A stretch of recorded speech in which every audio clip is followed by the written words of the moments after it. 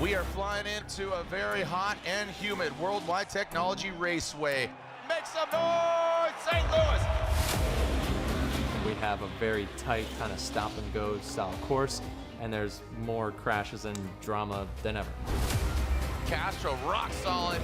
Shanahan lets his presence be felt. Adam LZ goes hard with that BMW. Oh! Holy cow! Great driving by two absolute weapons. Oh boy, there we go. Oh, buddy! Adam LZ gets up on the wall. 14-year-old Hiro Manoa, he's in the finals. Unbelievable. James the Machine Dean gets the victory unanimously. That means Hiro Manoa gets second place, the youngest ever to podium in Formula Drift history. With all these young kids coming up, it's unbelievable. Drifting is here to stay, that's for sure. Well, things have changed a little bit here at Worldwide Technology Raceway Park. Mother Nature has shown up. We've seen lightning, we've seen rain, and now Worldwide Technology has seen now a little river runs through it. Welcome back to this track just across the Mississippi River, WWTFD, round 5 of the Formula Drift Pro Championship. I'm Jared Deanna. Joining me up here in the booth is Jacob Gettens.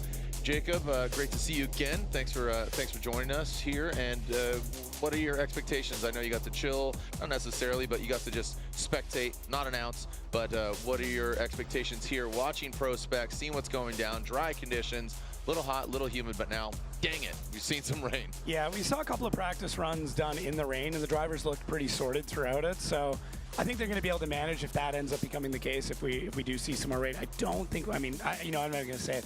Whatever conditions we're under, drivers are going to put on a good show. They've been through it before.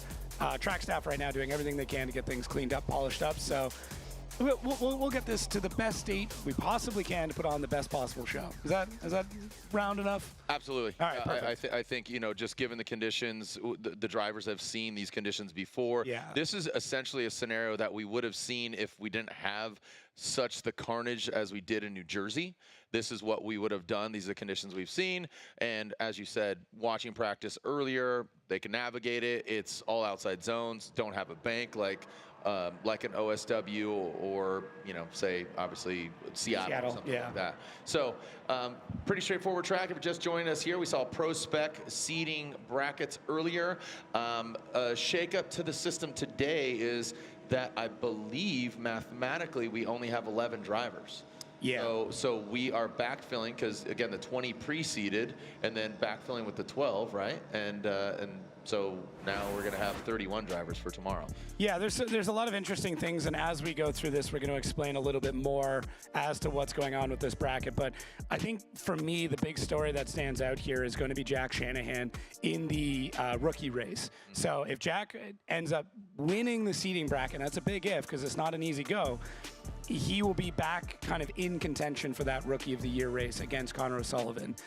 They would essentially be both in top 32 at the same amount of points, and that kind of resets that race again. So for me, I think that's a really, really cool story, and because they're getting 3 points per win in seeding, it does mix things up. If you take a look at our standings right now, there's a lot of kind of clumps of points, and I really do think that this is going to define the bottom half of our bracket and where people can move up. So I got their rankings kind of listed down here, and really taking a look, it's kind of that bottom 21 drivers, or 21 and below, where this is going to define that. So what I love about this season is we've seen such a variety of winners. Look at this. I mean, you know, we have internet superstars now really just rising to the occasion. E36, most recently Adam LZ winning at E-Town. Hiro Manoa, the youngest ever to podium and now the youngest ever to win. James the Machine Dean back to championship form, starting the season off with Frederick Osbo in that victory. A newfound of kind of fun of Frederick Osbo, just perspective as far as where he's at, his mindset, you know, talking with him, seems that he's just kind of a Control-Alt-Delete. He's in a good mind space. He leads the pack as far as drivers' championship. We're officially at that halfway point. Once we turn here at seeding brackets, that would be past the point of half the season. But Frederick Oswald, 150 points, you can see, and we've changed things from the past. With every victory in seeding brackets, it's 3 points. In the standard on Saturday in the head-to-head top 32, it's 10 points per victory as you advance on. So do the math, 10, 20, 30, 40. The further you go on, the more points you accumulate, so on and so forth. And if you win the event, you get the most points overall. Taking a look at overall, again, Jonathan Castro, 6, Field, Sorensen, Forsberg, and Daniel Stuckey round out the top 10. And the points look small overall, but you know, again, just that point system, I think it makes more sense versus just kind of, all right, here's 100 points for the win.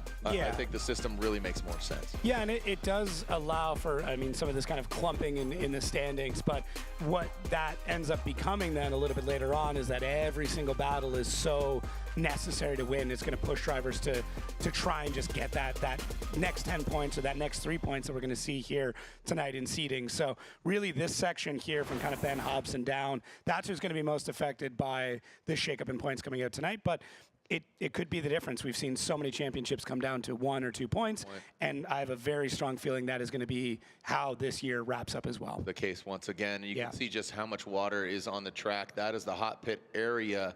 Now, keep in mind, this is where, you know, instead of being out there on the track, it's nice. It's very convenient, covered. You have all your equipment over there, your tools. So if a competition timeout, the track layout as far as the facilities, very nice. Thank you to the Worldwide Technology Raceway Park and to the staff. They've been quite efficient as far as everything goes. So speaking of efficient, why not place your bets? If you're tuning in and watching either today's action or tomorrow's action, pull out your phone, scan the QR code, place your bets. If you're watching, you could win some great, you know, win some money, as well as, you know, the stats are pretty staggering. So you can look at them, and there's no reason why not to. There's some really interesting stuff in there. I was reading through how some of the odd makers were doing it for the event, and they were even talking about how they, you know, ranked James Dean against Frederick Osbo, and yeah, it's interesting how they're putting that up. But listen, you know, you watch FD, you know FD, take a shot at it, see what happens. Absolutely. All right, you can see it looks like RCP, Rome Charpentier. There is Jack Shanahan, as you just talked about him. You know, Garagistic operating his vehicle. He's had a, you know, I know you spent some time over there in Ireland over at Drift Masters, and you just put out a great podcast, which I truly enjoy, talking to James, Connor, and Jack Shanahan all collectively. That's a really cool thing. And again, the Irish have a particular way of doing things. Jack, you talk about, you know, going for Rookie of the Year. What's his demeanor like? Yeah, I think he's kind of shaking his head a little bit, trying to find his flow. And it's a difficult car that he's driving, and he's got a really good team around him. So once he finds that groove, once he gets it sorted, he's going to be an absolute force to reckon with. But I do think this track in particular does play well for a lot of the European drivers because of the layout. So you can take a look at it here. This is our track layout. Outside zone 1 has actually been shifted back by, I think it's 25 feet. So it's a good chunk. But what that has set up, though, is a really nice, snappy transition outside zone 2. It's got that wall that's sitting there, and then that pushes them out nice and wide for outside zone 3, and then same thing, snappy transition into outside zone 4. So, you know, all outside zones, to me, that means for a really, really nice tandem. And so far from what I've seen in practice, the changes that have been made to the track have led to a big improvement, I would say, in tandem battles. Yeah, the rain is going to slow it down, but outside zone 1 and 4 played a role earlier in Prospect. That was just seating bracket, but 1, if you go off, it could really wreak havoc not only in your car, but you could throw up dirt and throw it to the other side, which then comes into play because it just jumps over the wall. You got like almost like a dirt firework or an explosion that goes off a mortar, and then on the other side of it, the dirt comes back into play on outside zone 4. And we've seen, you know, earlier today, you know, the taxi garage vehicle Kaufman goes off, you know, unfortunately took himself out of the scenario. As we see the Pennzoil Ultra Platinum vehicle, that is Ben Hobson lurking in the shadows of Type S lights underneath the vehicle, and you can see the acceleration. And Ben Hobson in his sophomore season, we all love his attitude, but I know he wants to work hard and get on the box. He's, you know, he has all the promise in the world, you know, being a Prospect champion. He's got good personality. He's got great attitude. Just the results have just not come to fruition, but there he is. Again, that's just, it's infectious, just being around him. Just really good positivity. He's got a great family support system. He's, you know, now newly engaged. He's a fantastic human being. When it comes to, you know, FD, he's got the makings of it, just hasn't absolutely come together and coalesced for him. So, or, you know, just absolutely coagulated for him. So looking for big things from him. Ben Hobson, as we're getting the track set and settled and making sure you could see as we are here, round 5 of the Formula Drift Pro Championship. When we come back, look at the St. Louis, the gateway to the West. The party continues. Don't go anywhere when we come back. Pro seating brackets.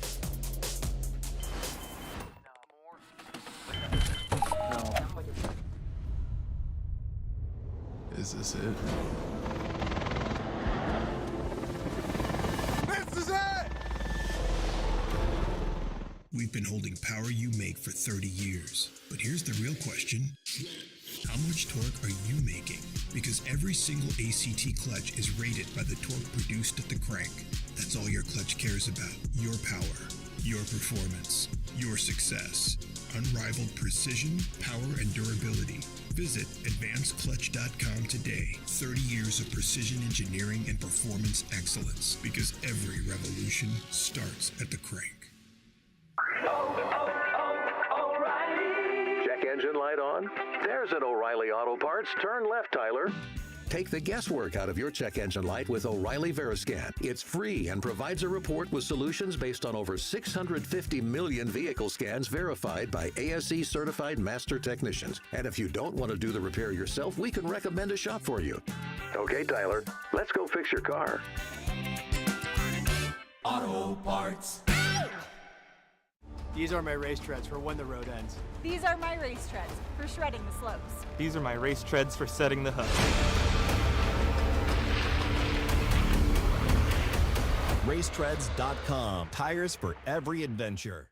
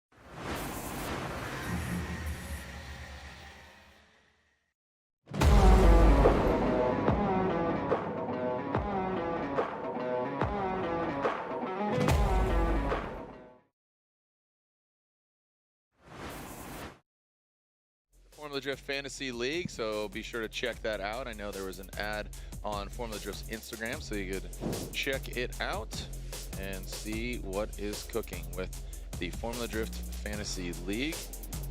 Check it out, go to formuladrift.com and see what is cooking. The Crossroads are here, and this is beyond our halfway point. After this, we have Utah, we have just north of Seattle, and of course we make the debut for the first time ever, a purpose-built Formula Drift track on the streets of Long Beach, and it is different from our round 1. Our round 1 utilized turn 9, 10, and 11, and now we are building this track, the Shoreline Showdown, as we could see Trenton Beecham jumping into the burnout box, and we're gonna throw it down to the judges. If let's wrap out with Reese, we got Brian, we got Vernon in the building, but we're gonna wrap up with them in regards to what goes down here. You know, we're gonna see sight laps. It's very wet, it's slow, they're not gonna burn through tires, and you can see there are quite a few puddles down there in that burnout box. But Reese, first of all, congratulations on your victory there in the US Drift Series. Like I said, speaking statistically, the first ever Formula Drift judge while judging podium at an event. So congratulations, dude. Oh, thanks, man. Appreciate that, bro. Yeah. But so you, Vernon, and Brian are judges for this event. You and Brian stay on the entirety of the season. What are we looking at here as far as the conditions, and what are your expectations and what happens? Well, now that we're having these weather conditions, we're definitely going to see, you know, the fluidity of the track. Obviously now, now that we're dealing with a little bit of the rain, we understand that, you know, the speed is going to be a little bit slower. There is going to be some inconsistencies. And the real big challenge is, as these drivers, they're going to have to do their best to try to reduce those inconsistencies, try to be as consistent as possible, fill out the zones as much as they can, and try not to have any wavering, which is probably what we're going to be seeing a little bit. But you never know. We're going to see how they do. They're going to do a couple practice or a couple sight laps, I believe, to get situated, and then we're going to see them go at it. Yeah, each driver. So that's what I was kind of getting to there is each driver will have a sight lap run. So this is not judged. This is basically navigating the course, seeing where maybe there's a water accumulation, right? What else are they kind of looking for? You as a driver, you as a judge. I think what they're doing is they're going out there to kind of see the conditions, the grip, see if there's any puddles, any slick spots or anything like that. I definitely think that they're trying to see, definitely, like as we can see over here in outside zone 4, to see what type of grip is there, since they're carrying a lot of momentum from 3 into 4. So they're trying to see how much they have, how much throttle they can give, if there's any adjustments in the throttle that they can do at all, in order to try to deal with the conditions that they're dealing with right now.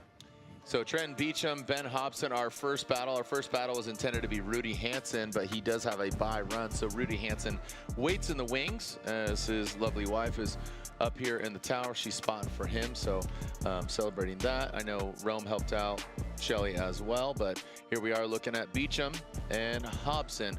And again, all these drivers will advance on. We have 20 pre-seeded drivers given the results of the previous event, and we backfill what was intended to be 12.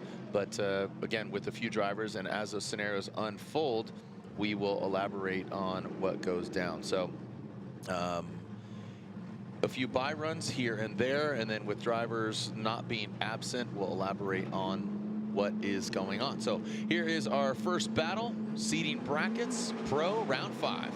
Trenton Beecham will lead that ESR BMW as you saw them stroll their way through the rain. No umbrellas out, sun's out, guns out, or the rain's out, and a little bit of angles out. Here we go. So Trenton Beecham in that first outside zone. Here goes Ben Hobson into the second outside zone. You can see navigating there, just tucking in. Good angle there from Trenton Beecham. Now bringing it very fluid into that third outside zone. Beecham throwing up some steam, and Ben Hobson tucked in nicely. This is good practice, as you don't know what kind of conditions we are going to be seeing on game day on Saturday. But there goes Beecham crossing the finish line, and look at that. Ben Hobson brings it across. Good job exercising and going slow through the paces here on our first battle. Yeah, both drivers, they've got no notes. They've got just what they have from what they saw in the sight laps, but nobody else has run this yet. They're not able to go out and look at anything other than what they've experienced just now in that very, very quick sight run before that. But both drivers do an amazing job of navigating this in what is incredibly patchy track layout right now. And look, Beecham there almost over-rotating and having to almost crab walk that car back out to get to our outside zone 3. And really, a patchy track is worse than a wet track, because at least when it's wet, you know exactly what you're running into for every single corner. But when you get into these conditions, some things are gripped up, and then it's going to change as we go as well. So one run might look one way, and even just swapping this around, that may have dried up a small section, and it's completely different again. So good job for both these drivers having to be the first ones out there to show everybody else what the track's really like. Yeah, and to that point, I guess analogously, it's like driving down the freeway and all of a sudden you hit that puddle and you hydroplane and your steering wheel kind of whips out of your hand. So you'd rather have it just be consistent as opposed to, like you say, puddles or hitting something like that. So Ben Hobson will now lead. Trenton Beecham will chase him down, and getting back up, re-racked and ready to track. Hobson will lead, and Beecham will give chase. Now keep in mind, the driver will go against Rudy Hansen in the Great 8. Here goes Ben Hobson out of the gate. His signature pink lights running on through. Now tucking in formation, tip to tail, initiating at the same time. Trenton Beecham, Ben Hobson rolling on into that first outside zone. Let's see this transition here. Nice and fluid as Hobson. Looks like Beecham was already out there before Ben Hobson even got out there. Now Beecham tucking into the pocket, mimicking the angle. Now coming to that third outside zone. Here goes Hobson and Beecham crawling their way through. And again, just you hit one of those puddles, could absolutely throw you for a loop. Now come this final outside zone. Well done. Performing slow-mo surgery here on that last outside zone goes Ben Hobson, and Beecham brings it across. So a controlled slide all the way across. Again, the miles per hour of the vehicle, the wheel speed probably doubled than actually if it was dry conditions, but they're just spinning like a slip and slide. Looks like that PVC pipes like a RC car out back. Now they both did a really good job of getting through this run, putting the car in the zone in the best way that they possibly could. So take a look at that initiation. Gets that initiation done really, really early on, but Ben Hobson not able to fill that zone all the way through. And then getting into our second outside zone, there's Ben just trying to get that car all the way out to the zone. The judges really, I mean, they still need the cars to fill the zones completely. That's still part of the criteria. There is some things that are, you know, accepted by the judges. Understand they're not going to be as fast. The fluidity might be a little bit different, but at the end of the day, you still need to fill all these zones no matter what the conditions are on track. So that's going to be first and foremost what the judges are going to be looking for is that lead car filling all the zones? Is the chase car still, you know, mirroring that line, that angle, and then keeping proximity to them? All right, as we await the results from this battle, and slow-mo slides, we take a look at our BC Racing custom coilover. So it's not slow-mo. This is just the pace and which we're at, full speed. And we are sliding some steam here. So taking a look at it, what stands out to you? Yeah, first outside zone looked like it might have favored Beecham just a little bit, but he did have that over rotation in his lead there. Now, proximity-wise, they're both pretty good. Going into the third outside zone, Ben was a bit deeper through there, but Beecham doing a great job of mimicking, you know, not just getting the depth in the zone, but mirroring that angle. And outside zone 4, we can see Ben on the left there in the chase, gets the line nailed down, but maybe not the same proximity. So tough call here for the judges for sure. You know, there are those 3 criteria that we're looking for, and you got to do your best to try and nail all 3. Line, angle, style, regardless of the speed. Yeah, and in the chase, I mean, it is that line, that angle, and that proximity. So you don't want to just give up proximity or give up everything just to gain proximity. There we go. We split decision, and Trent Beecham 2-2-1. So Reese Marin and Brian Egger siding with Trenton Beecham. And again, really splitting hairs here. And at this point, it's accumulation of points. Trust that all these drivers that you're going to see here tonight under the lights in the rain are going to be seeing action on Saturday, game day for round 5 of the Pro Championship. So a little bit of an exhale for a lot of the drivers of like, but if you're here, you're in the building. As far as pro goes, you're in the show for Saturday. Yeah, so that's it. I mean, that's a bit of a relief for them, but it also means, you know, a lot of these drivers are fighting for those extra points to kind of break it out of, get a bit higher than the 20th place area they're in right now. Let's see what kind of sorcery we got from the drift wizard, Andy Haley, going against Dmitry Brutsky here in our Type S Top 16. This is our seating bracket. Andy Haley in that great-looking Evil Auto Works BMW. Gotta love him. Dmitry Brutsky, a very proven driver, and this should be a good, fairly equally matched drive right here. Look at this, coming in blazing. Actually, really good speed there. Good commitment from Andy Haley. He pulls away. So not as consistent as we saw from Hobson and Beecham. You can see kind of going back and forth, really kind of more of a stabbing motion with this BMW. Now finally, ooh, there goes. You can see Haley Brutsky. Where are you going, buddy? Oh boy, we got total chaos. Yeah. As they are just kind of every which way and sideways.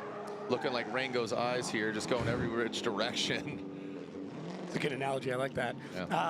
Yeah, just a kind of a strange run from both drivers. It started off a little bit wonky right out of the gate. So Andy Haley just trying to get this sorted. Now they did have, you didn't see it on screen here, but they did get their sight laps before this. We were able to pack that in while we were checking out replays previously.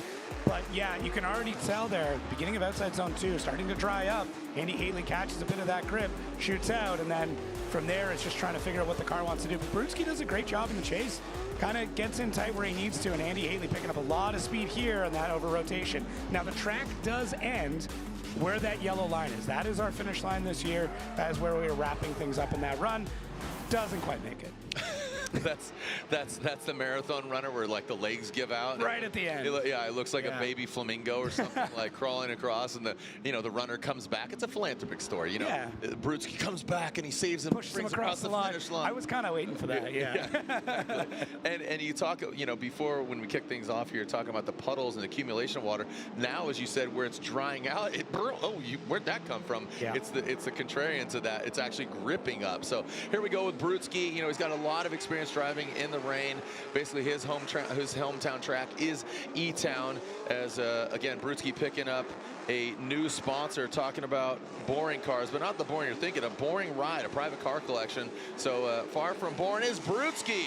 Far from boring, Brudski. Brings it into that outside zone and transitions into the last outside zone. Goes Brudski. Well, good job for him navigating through there. It looks like both of them tighten it up on that last outside zone. Yeah, definitely a tough set of runs here as the patchiness increases. We're seeing tire smoke now, we're seeing steam, we're still seeing puddles, so it's a real mixed bag of track conditions at this point. We got cashews, we got almonds, it's nuts. Yeah, it's definitely a bridge mix, if you will, of everything, but Brudski outside zone 2 looks really good. And then Andy still just trying to figure out where that grip is going to come in. Brudski out to outside zone 3, over angling just a bit, gets that wall tap in, and then Andy just on a very shallow line throughout this entire run. I thought Brudski was going to over-rotate, but able to get that car pulled off. Not making the same mistake that Andy made on his lead run. So, yeah, not incredible, but really, given the conditions and everything else going on, happy that they made it through those set of runs. And you did such a good job. Here's your Werthers, Jacob, because you talked about bridge mix. So I just want to make sure I was on. I was making sure you're on. And here's that weird strawberry candy that has dust all over it. Here you go. Thank you, buddy. Dmitry Brudski gets the win. He gets the sweetest treat of them all, advancing on here into our seeding brackets. Andy Haley, the Drift Wizard, the sorcery, just not strong enough. We need a stronger staff, and you too shall pass. But you do not pass today for the young Andy Haley. The Drift Wizard has come to a halt here on the road, and Brudski has gotten his way. So Brudski advances on. Austin Mata and Nick Novak, our next battle. Shakopee, Minnesota, Las Vegas, Nevada. Nick Novak back on, ready to attack. Yeah, another driver really needing these points to get back into that Rookie of the Year race. It's a contentious thing, man. I mean, there's a lot of pride in becoming Rookie of the Year in pro. Absolutely. So, and Mata, I mean, we talked about Jack doing it, but Mata gets through this, wins seeding, he's back in the running again. It's a really tight points race this year. Yep. A lot of backs going on. Nick Novak, he's from Las Vegas, and Backstreet Boys are at the Sphere right now. There's a lot of backs, dude. That's quite the connection. You did a great job on that. Kevin Bacon was in A Few Good Men. All right, here we go. Austin Mata will lead. Nick Novak will give chase as we are ripping out of that start chicane, tip to tail. Boom, Mata throws it in. There's smoke. I'm liking this. Yes, sir. Dry that thing out like the opposite of Zamboni machine. Don't smooth this thing out. Let's get rough. Let's get weird. Mata into that second. Nick Novak does have good proximity. Mata keeping it sideways good. You can see the counter there. Minimal corrections from Mata in that third outside zone. Novak tucks in, shoots in on the inside, but Mata gets to the outside zone. So Novak anticipated maybe diving in, but has to bring it on back. So making their way up the bank, and again, they're intended, you can see that cone just for fans, like, where are they going? Well, there's a cone there. That's where basically it is understood in competition, go all the way out there so you don't come unwound. We've had contact before where you come unwound and bash back in, like you're talking about Drift Masters, kind of a silly thing where Shanahan and Piotr get contact. But walk us through this run. Yeah, Mata, first outside zone looks really good. Novak a bit more hesitant, kind of holding himself back through these runs. Mata almost over-rotates there. You can see just how much angle they're able to nurse out of these cars and keep it stable. And Mata comes out of this zone pretty early and almost has a drive straight moment there. And Novak just in a completely wrong place on the track at that point in time. Now, for Novak, it's a bit strange. You see where Mata comes out of that zone. It's going to throw things a bit crazy. So maybe that's what he was doing there, thinking that Novak wasn't even going to be able to complete the run. But really, when you're in the chase, you got to be on him. You got to kind of follow them around the track, even if that is not maybe the best place to be. Baby, come back. Baby, come back. You could blame your angle on me, as Nick Novak is coming down the chute. Austin Mata comes in, and both of them initiating almost simultaneously. Novak lacking the angle from this angle of the camera. And now coming to that second outside zone, Mata dives in on the inside to that second outside zone. Novak very deep, Mata shallow, kind of off the wall, but Novak dials it in. So it looks like they're almost alternate positions, not just as far as lead and chase, but very similar lines with Novak out front. Mata seems to have a little bit more composure in the chase, though, coming across. Shaky, but had the car in the right place by comparison, even knocking out. See that back left tail light. Mata does flip it around, not having to go all the way down there, letting Novak pull down the car and rip it on back. Yeah, so now that we've swapped things back around, so Nick Novak out front, Austin Mata in the chase. So Novak gets the initiation started early, but has to get back into throttle, kind of floats it out to that first outside zone. Looks good, good transition into 2. Judges really want them to make the decel before transition, and that still does apply in the rain, although maybe not as crucial considering not a lot of speed to be decelling. So outside zone 3, Novak's got the one wheel in there, but Mata the whole time just more or less within striking range throughout the entire run. So get into outside zone 4, there you can see Novak getting both those tires in, and Mata doing a pretty good job there. So really it might come down to that mistake that we saw from Novak, which was a bit more of a straighten, but really was he straightening because of something that happened in front of him? That might be the argument that I'd be making there. So we'll see how the judges look at that, and we'll get that decision coming back just here in a moment. And awaiting there, you can see Matt Sopa, that gentleman right there on the ground, the tall piece of meat right there, Mr. Matt Sopa from Wisconsin. He is the co-host of Prospect. Now going to the judges on this, Austin Mata, Nick Novak. Novak gets a 1, a 2, and a 3 votes. Nick Novak gets the victory here in the wet. Again, trust that Austin Mata will be in top 32 on Saturday. So congratulations to him. So, okay, so we have our next battle out here on the track, and some of you might be wondering, you can see Daigo Saito, that top right-hand corner. Thank you. As you may be wondering where Daigo Saito is, not here, why he's not here tonight, and just who is that driving his car during practice? Well, the answer is that Daigo, while coming through customs, he was not granted access to the U.S. and put on a plane back home to Japan. These kinds of things can happen, and it's very unclear as to why, since he did have an approved visa. But unfortunately, Daigo will not be here this weekend. However, because of this occurrence, the partners of Jerry Yang Racing, which include Juku, BC Racing, GT Radial, and 3M, got together and decided, you know what, let's give the fans something that even I could not have expected, and that is to have Shinji Minoa, who is Hiroya's dad and FD Japan champion and legend. He's going to give us a nice little one-of-a-kind demo on Saturday before the main event. So, unfortunately, again, the former champ, he's here. I love him back in FD here in the States, but these are things we love about this community, that even when horrible news strikes, everyone gets together and works to try and create something awesome out of a tough situation. So props to Jerry Yang Racing, Shinji, of course, and all the FD Pro teams. Allowed him to take a couple practice laps to shake down the car. So if you're wondering, that's why. Daigo, again, we hopefully see you at the next round. Very crazy little happenstance situation. Yeah, that's, couldn't have put it better myself. So. Right. All right, so again, we will see that car on Saturday doing a little couple burnies, little things, but Shinji Minoa will be ripping around. Right now, speaking of ripping around, we got Fiorella with, we're talking about the one and only Federico Sciarrifo going against Jack Shanahan. Shanahan knows his conditions. We always definitely toot that Irish horn, but Fiorella, this big old Ferrari, could definitely handle the wet as well. Jack Shanahan, he's surging forward, maybe just keep it consistent as opposed to surging that BMW tight and right. And we can see Federico Sciarrifo looks like he is very settled, comfortable in this Ferrari, pulling around the track. And that was probably, you know, Fetty's really good, solid run here. I think maybe he's like Ayrton Senna, praying for the rain, man. Yeah, I mean, an immense amount of angle throughout this run, too. So Fiorella, Federico Sciarrifo out front in that beautiful Ferrari, and Jack Shanahan caught a little bit off guard, has to start reeling him in, but Federico does a pretty good job there through the first outside zone, gets the transition done into outside zone 2, holds it back, and that's where we start to see a lot of this angle going through, and Jack not able to get to the power to the ground, and we already see that smoke as Federico on a drier line, able to really shoot past where Jack is on a tighter line, and that part hasn't dried up yet, and that leads to that big gap. But Federico in the lead, fills the zones, gets a little bit of traction, found the dry ground, and is able to pull a bit of a gap on the Irish driver of Jack Shanahan. So. And yeah, I think that Jack surging back and forth, that's showing that he has the horsepower on deck and kind of chomping at the bed, let the dog eat, as the kids say. So I think that Jack might find those dry spots out here on the track and start to slingshot his way out front, and we'll see how Federico Sciarrifo and the vehicle Fiorella. So I feel obligatory to say that, but now Jack Shanahan out front of Federico Sciarrifo. Let's see how he manages, see how he handles, and see if what I said comes to fruition. Transitions into and across the nose of the Ferrari, and there we go, Jack Shanahan. This is what I expected, that 59, the BMW, great looking car. Nice little pocket rocket coming into that second outside zone, and look at that, Federico Sciarrifo, that big old Ferrari making that BMW look like just that. Goes up, hits that K-rail, and you can see that K-rail jumps the car up, but he keeps on keeping on. In that last outside zone, Shanahan, I mean, absolutely.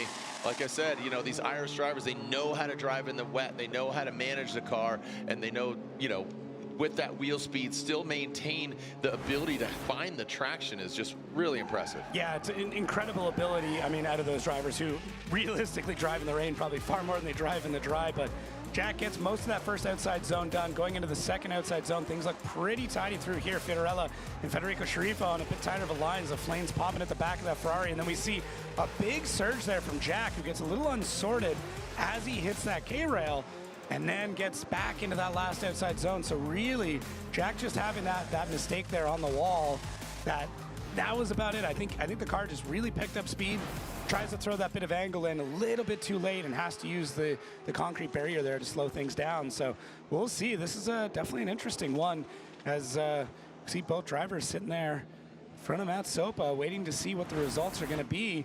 We get our BC Racing custom coilover side by side. So let's take a look, see what we can pull out of this.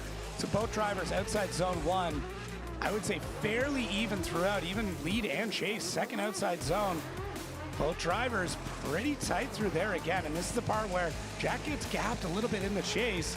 You can see the smoke both of them are able to kind of make there, and then really, I mean, Federico, the only part I pick on Federico throughout that thing is that he's kind of decelling before the transition, and really the judges want them to make the transition on throttle, then decel, and he kind of angled up a little bit too much on the outside. In the lead. In the lead, yes, thank you.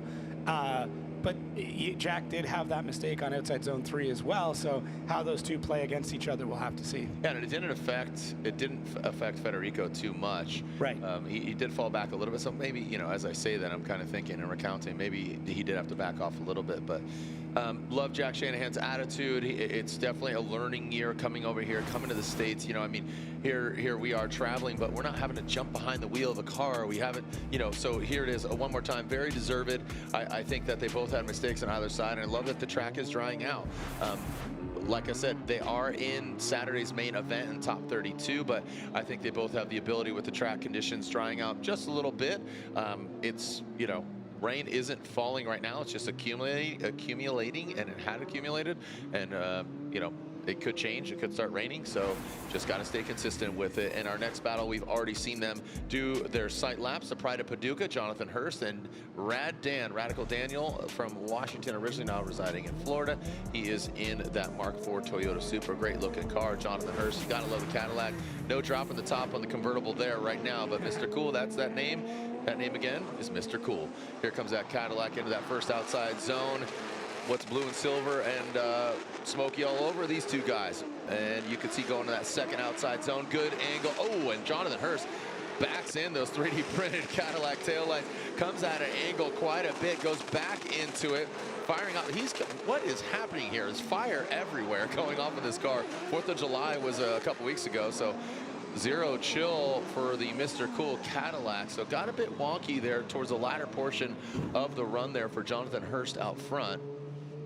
Yeah, I'm wondering if that wall tap kind of messed something up in the rear. We'll have to see on the replay if it ended up catching the wheel, because the car looked really strange after it made that wall tap in outside zone 2. But outside zone 1, Hurst in it and just kind of finding the angle and the pace of the car that gets through that transition on outside zone 2. Look at the angle he adds in and taps that back in pretty hard. Now look at the angle and kind of that crab walk he's got going on. And the car is so reactive to his inputs right now. It's just very twitchy. Every time he's wanting to add a bit of angle, throws all the angle, and that's what we see is, I mean, Rat Dan in this case kind of pushes him across the finish line. So I wouldn't be shocked if Hurst ends up calling a 5, but I also know he's not the kind of guy who likes to call those, and we'll just go out and battle. So we'll see. Yeah, you know, at this point, it's like, okay, say he advances on 3, 6, 9, 12 points, right? So if you advance on, so yeah. 3, 6. But I mean, for a driver that's sitting 34th overall right now, I might be wanting to get those points. Every little bit counts at this point in the season, so we'll see. They're back at the line, ready to go. All right, so as you said, you kind of looked into your crystal ball and said, you know what? He's not going to call it. So the Pride of Paducah continues on. Jonathan Hurst, but Rat Dan out front. He's got the clean air. Outside of a little bit of sprinkles on his windscreen, now coming into the second outside zone. And there it is. Jonathan Hurst doesn't seem to be having any issues. Looks like he shook the cobwebs just out back and continues on here into this third outside zone. Ooh, and another driver gets into that third outside zone, as we saw earlier with Shanahan. Now coming to this last outside zone. There goes Rad Dan and crossing the finish line up the bank.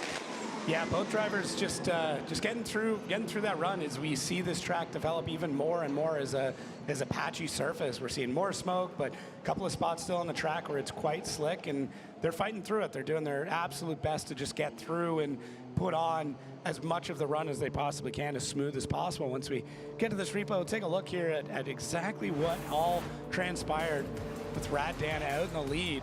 So gets into that initiation, gets back on throttle. You can see the left foot brake going there to keep that car into that zone, slowing down the front wheels to try and make sure the back wheels don't leave the zone. And then Hurst on a much tighter line there, and look at the amount of angle that Rad Dan gets through there and then shoots off. That is definitely a dry patch, but catches that wall. Similar to, as you said, with Jack Shanahan through our transition to our last outside zone. Dan almost over-rotates there, able to catch it, gets back on throttle, and does make it across the line. So I'm not quite sure if we would consider Hurst's first run an incomplete or where that ends up sitting there, but yeah, either way, judge is going to have their decision. Slide him left and right for Dan Burkett. Dan Burkett gets the victory, advances on. Jonathan Hurst watching the sidelines, but he will be seen on Saturday in top 32. Yeah, and I mean, for Hurst, definitely go back, take a look. He did have a pretty big hit in practice before this, so it's good that he was able to make it back out there, but you don't know what kind of state that car's in. It might have been a rush to get just out to the line, so yeah, we'll see him. He'll be back. Shake it on, shake it on, shake it on, shake it. Here we go. So I would say 7 drivers, but a couple of them are buys, and we are seeing, you can see that bottom right-hand corner, Ryan Literal, just saw on social media, unfortunately just posted a broken heart. From what I understand, his vehicle is still in Atlanta, and he's not here and not advancing on, and this, that, and the other thing. So unfortunately, you know, he's not here, vehicle's not here, so Ryan Literal is not here in the building. The Sunoco S chassis not here for this round, but Ryan Literal, hopefully we'll see you at round 6 of the Pro Championship. So Dan Burkett will get a bye run, and whoever advances on between Federico Sharifo and Jack Shanahan, they will get an automatic bye into 4 as well. So basically, slide Dan into 4 and slide whoever wins of Fetty and Jack, just, you know, shoots and ladders at this point. They're just sliding on in. Yeah, I mean, it's kind of on that right side of the bracket. It's an easy points pickup if you get that first battle underway. So same thing for Federico and Jack, who both want to push things going. Like, yeah, you really want to win that battle. All right, so Hansen and Beecham. You can see that top left corner. Brutsky and Novak. And again, it will be seen the one more time. There is Rudy Hansen. Here comes Fetty and Jack. I mean, do they really need to change tires? No, not really. Don't think so. Jack did. Oh, look at Jack. He's like, hey, you don't tell me, I tell you.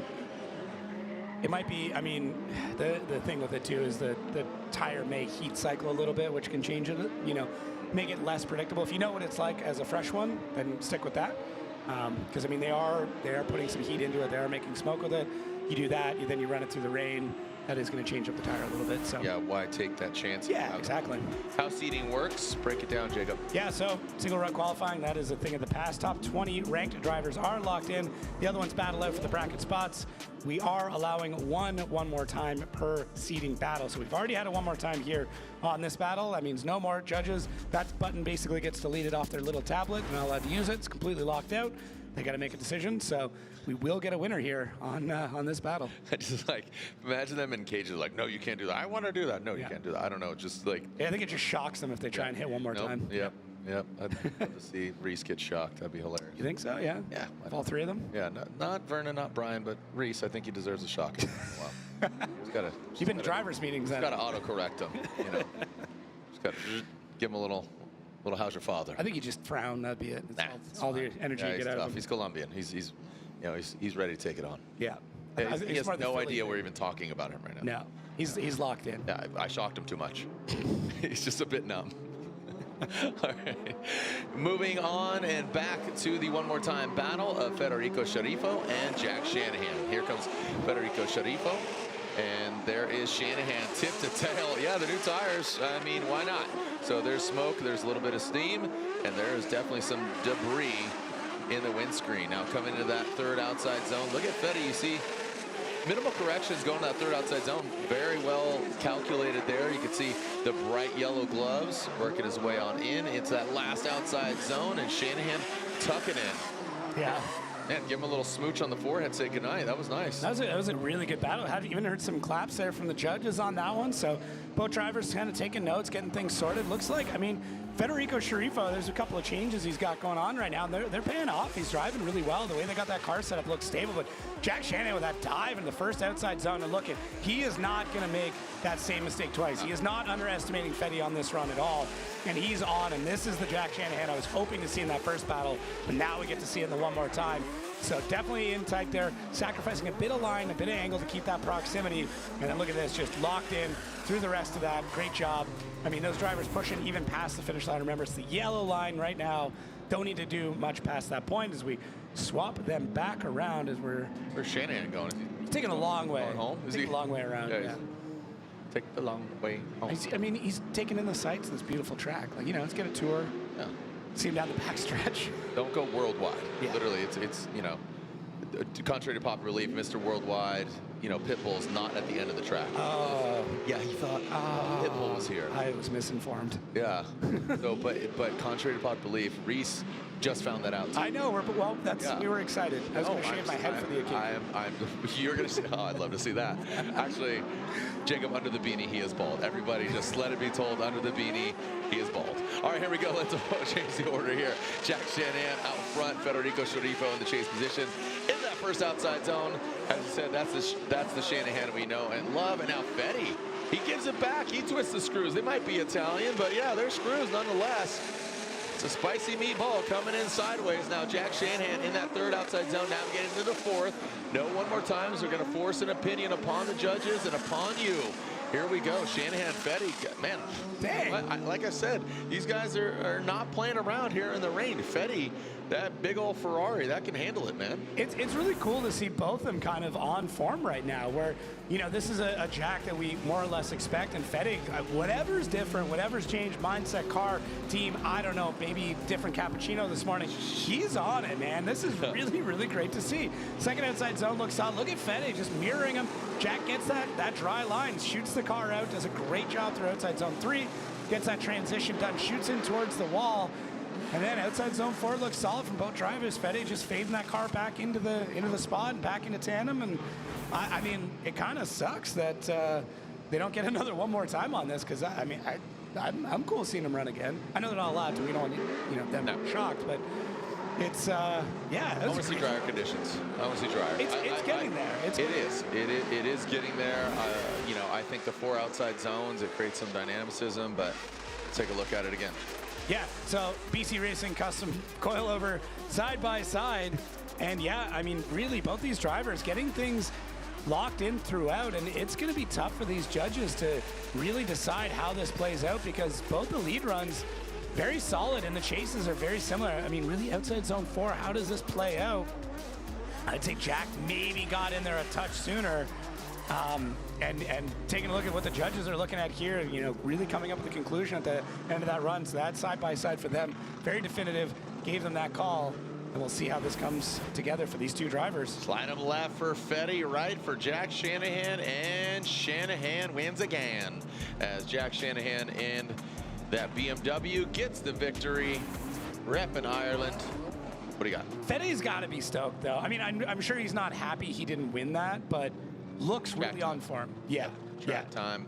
And, the forecast when I was like, I was in England and I was looking at the weather. I was like, oh man, I was like, son of a gun. You know, like we just can't. I mean, we've had some great weather, even Jersey after that crazy #1 worst weather we've ever had. You know, tree falls on Jeff. He's not homies with Groot anymore. Groot decided to just rain on his parade or rain on his Z. After that, we had an amazing event. Yeah. This just is pretty consistent of just, we're going to see rain at some point every day. Okay. Tomorrow, Saturday. Just, I mean, right? You're saying we're good tomorrow, Camp? Oh.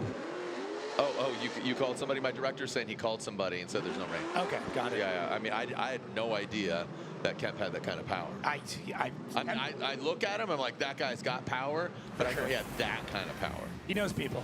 Yeah. Again, you worry about the guy in the T-shirt at the meeting, not the guy in the three-piece suit. Kemp is all T-shirt. And that's that, dude. All the power of the T-shirt, the power of the babe, the power of the hoodoo, the voodoo, the power of the babe. All right, which way did he go? Oh, he went to that way. Do you know what movie I'm quoting? Labyrinth. Labyrinth. Got it. All right, is this the battle or these side laps? This is a battle. Here we go. All right, so let's take a look at Mr. Hansen, Rudy Hansen. We're seeing him go against Trent Beecham. Hansen, the Team Hansen S chassis. We have not seen him run in the rain, but it has dried considerably. Now to that second outside zone, you see a quick little wall tap here, but Beecham looking comfortable. More on the Ocean than the Beecham, so Oceanham right now into this last outside zone. Here goes Rudy Hansen. Good angle from him. Beecham lets him, gives him a little bit of room, a little bit of line to run it out. But let's get that truth serum. I want to get that overhead camera. Just that angle did not suffice. But look at the dry spots up there on the bank. Obviously, that's the top of the bank. So water rolls downhill, as do many things. It is, I mean, it's drying up quite quickly, and the more laps we put in, the more that the actual drifting line is drying up as well, and we're getting a little bit of rubber laid down now. But let's take a look at that truth serum, as Jared says. So Rudy having to make a bit of a correction to get into that first outside zone, getting a bunch of angle there. Little bit kind of on-off throttle to really get the car settled. Beecham playing back just a little bit, but he does a good job of mirroring what Rudy's doing, although just slightly behind him throughout those motions, and Rudy really floating that car out before they get to outside zone 4. So for me, Rudy's run was pretty solid, but could have been deeper into a few spots and maybe a bit more fluid throughout it. But Beecham, maybe a touch too safe. Could have been in that pocket a little bit more, but when you've got a driver who's kind of in and out of the zone, in and on, or on and off throttle, it becomes difficult to chase that. So both drivers, a few things to clean up. We'll swap them around, see what Beecham's got out in the lead. And also, at what point do you risk it, and what point do you just kick back, you know, and save the car? But every time I say that, everybody's like, no, dude, they're going 97%. You know, that's what Sopa said. But here we go, Trent Beecham, that ESR BMW. He's on Kumo tires. Now coming in, and look at Rudy Hansen. He's not backing down right now in that second outside zone. You can see the attitude of the vehicle kind of jumping back and forth, bucking like a Bronco in that third outside zone. Beecham throws that back end, that duckbill wing, quack, quack. It looks comfortable in the rain into this last outside zone, brings it into the final outside zone, and Beecham and Hansen looking like duck-billed platypuses here, just an anomaly, and bringing it across. Well done by Beecham and Hansen. Yeah, Beecham, he's getting this sorted. He's really getting it figured out. Gets into the first outside zone nice and early. Could have been a little bit deeper. We're seeing the smoke in the front tire, showing that they've got to use that left foot braking now. Gets into the zone, outside zone 2, a little bit early, and then pushes out a bit wide. Then you can see the grip come back into the car as he shoots out, gets that wall tap in on outside zone 3. Well, Rudy playing back again.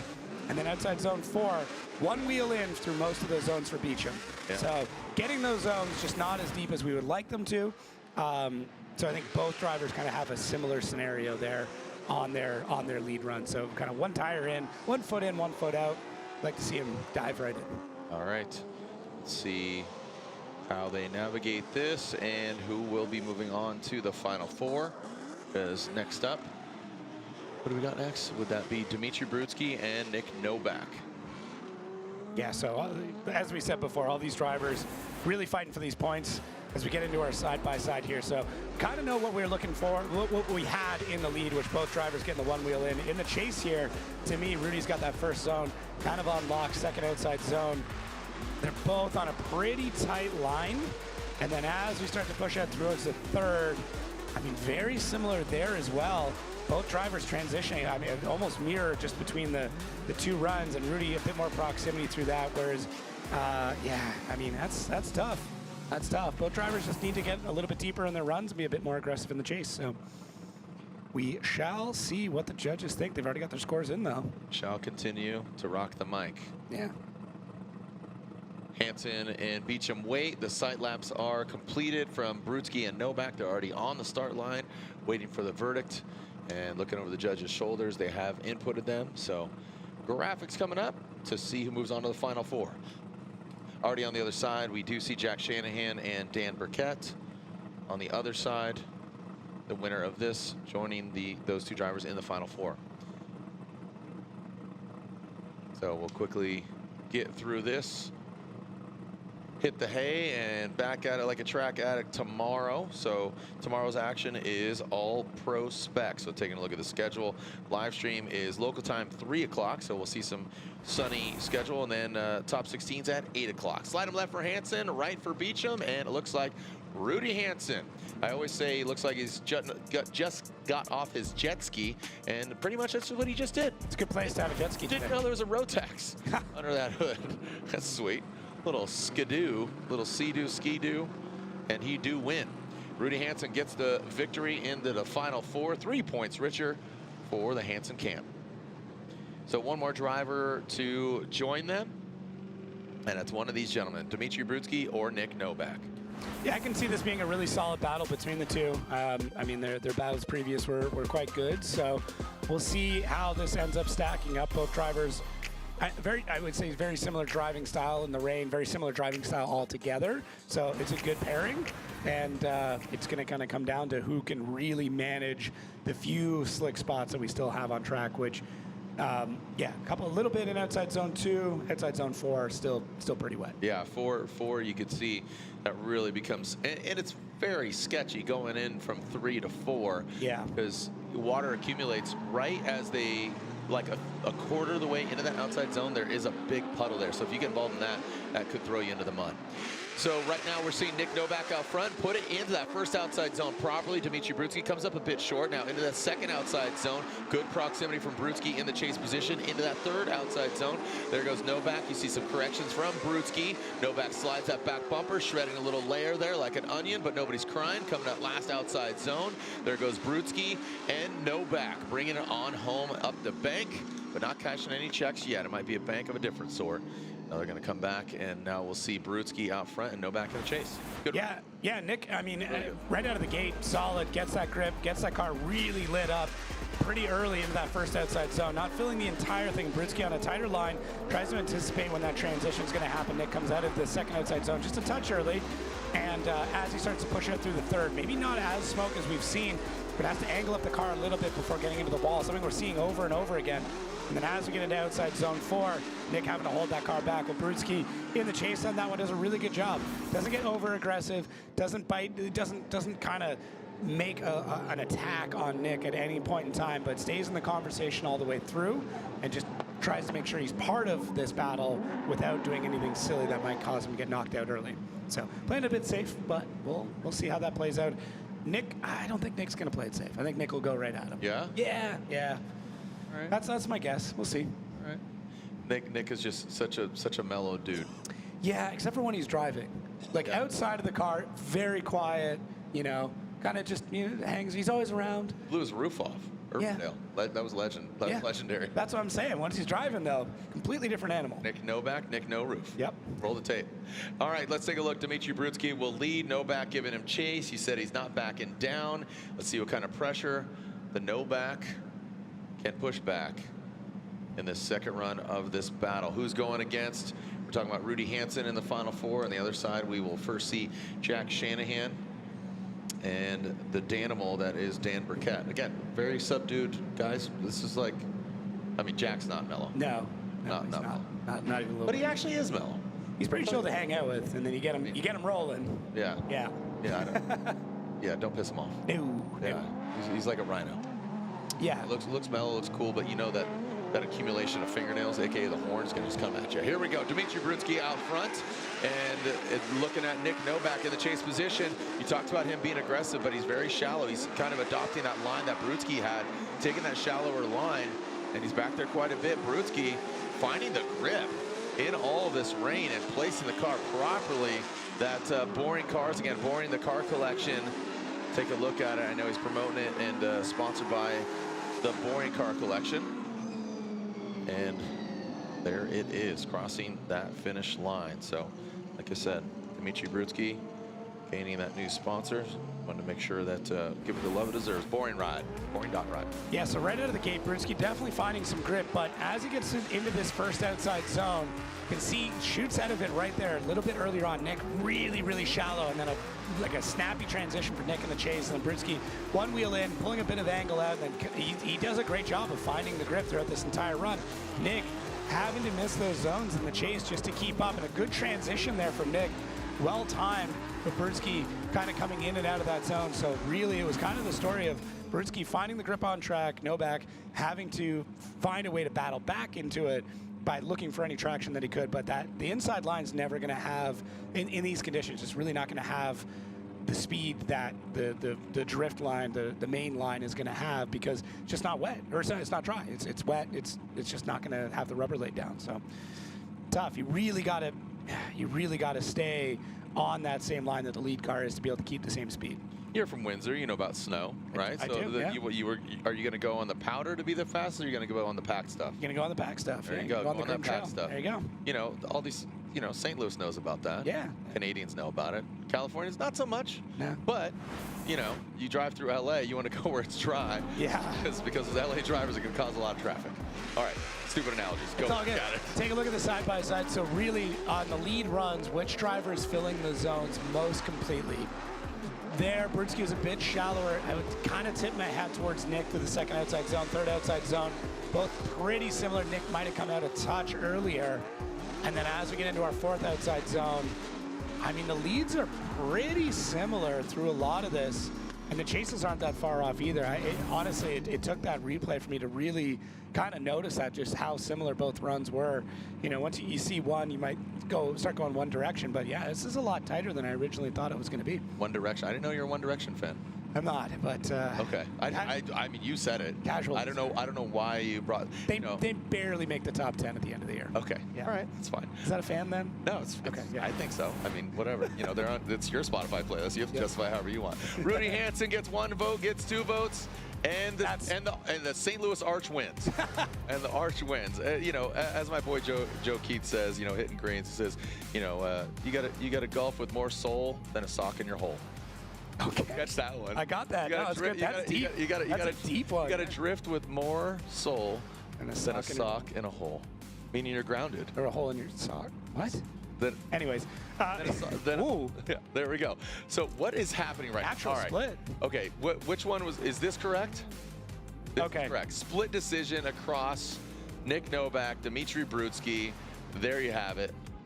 So it's a true split too. Yeah, that is absolutely across the board.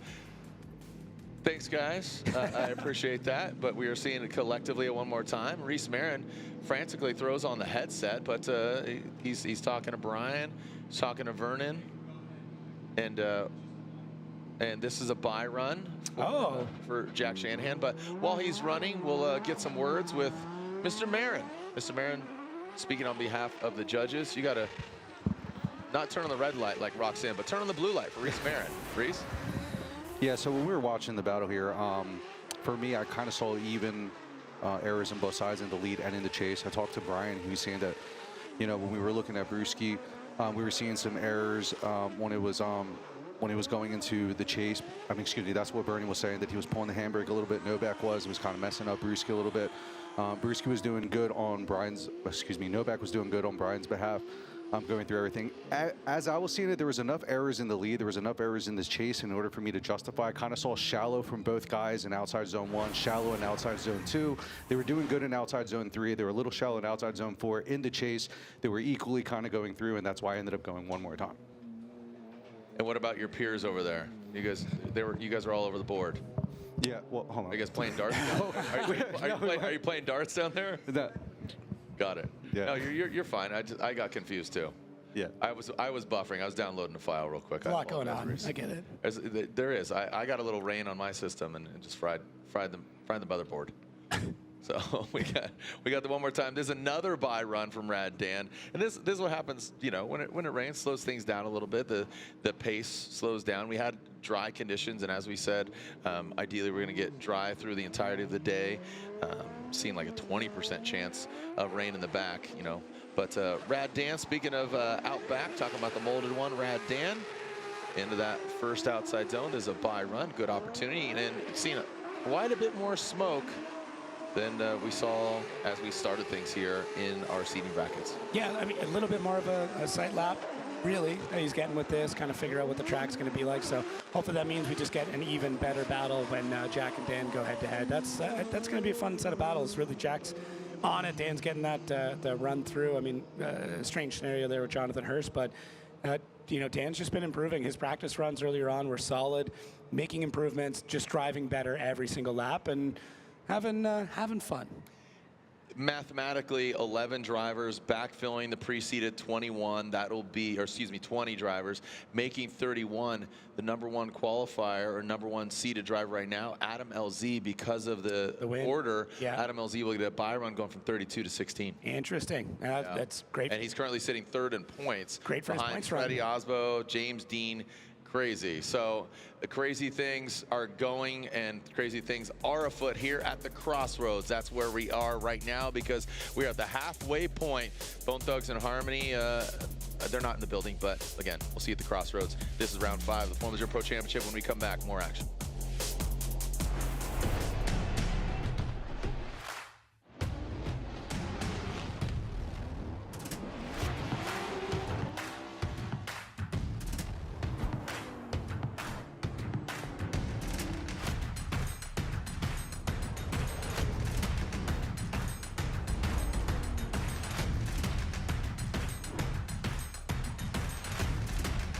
GT Radio.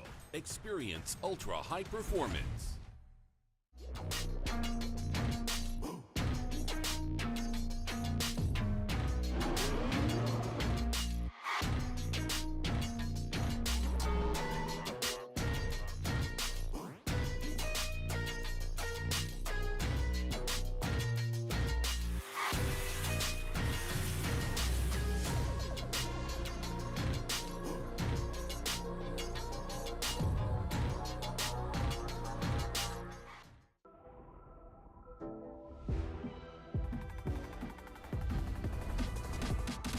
Get out there and have fun. Because you've got Meguiar's. And we've got your back. From wash, to paint care, to maintenance and more, Meguiar's has your hybrid ceramic solution for every adventure. Meguiar's, reflect your passion. This is where champions are made. Born from Formula Drift. Engineered for your daily drive. Where Kenda's Vesda UHP Max Plus proves it's not just track ready. It's street dominant. This is podium to pavement. Vesda UHP Max Plus, only from Kenda. Find yours today at kendatire.com. BC Forged Wheels, custom built per order, offering extensive design, finish, and machining options. Strength, style, and precision come standard. Track proven, street ready. BC Forged, proud sponsor of Formula Drift 2025.